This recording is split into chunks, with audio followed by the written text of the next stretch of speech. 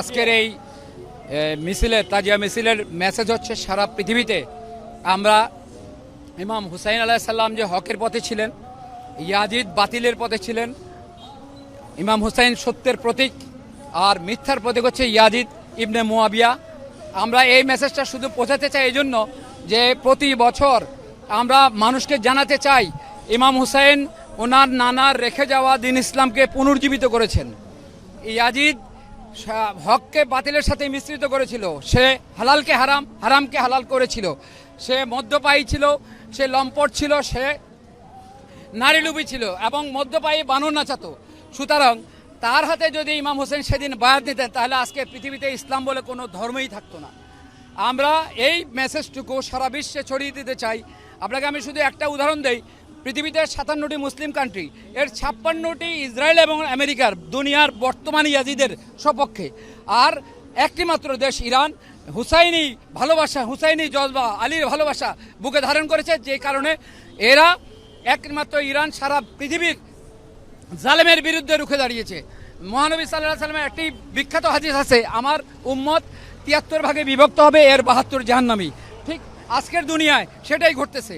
তাজিয়া মিছিলে কিন্তু পুরুষদের পাশাপাশি নারীরাও এখানে অংশগ্রহণ করেছেন এবং এই মিছিলের প্রথম দিকে পুরুষদের অংশগ্রহণ রয়েছে, শেষ দিকে রয়েছে নারীদের অংশগ্রহণ এবং এই পুরো মিছিলটি সেই সকাল 8:30টায় বের হয়েছে মোহাম্মদপুর শিয়া মসজিদ প্রাঙ্গণ থেকে এবং এটি এখন অবস্থান করছে মালিক মিয়া অ্যাভিনিউ অতিক্রম করে খামার বাড়িতে এবং এই খামার বাড়ি থেকে এটি সামনে ফার্ম গেট কারণ বাজারের দিকে এগোবে এবং সেখানেই ইমামবাড়া হুসাইনি দালান ইমামবাড়া থেকে যে মিছিলটি আসছে তাজিয়া মিছিল সেটির সঙ্গে তারা মিলিত হবে এবং ঢাকার অর্থাৎ রাজধানী ঢাকায় প্রধান যে দুটি তাজিয়া মিছিল যে বের হয় সেই প্রধান দুটি তাজিয়া মিছিলের একটি হচ্ছে এই মোহাম্মদপুর শিয়া মসজিদ প্রাঙ্গণ থেকে বের হওয়া তাজিয়া মিছিল এবং আরেকটি হচ্ছে হোসেনি দালান ইমামবাড়া থেকে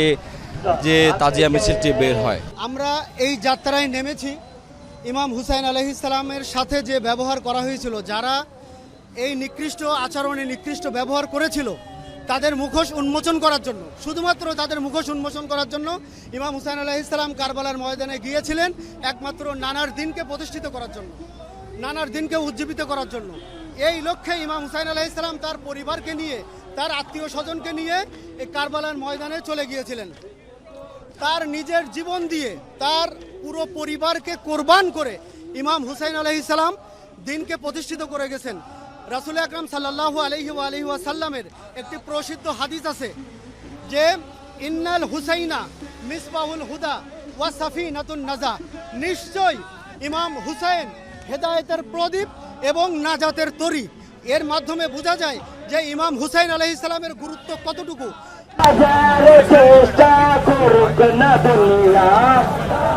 মাঝখানে চলে আসে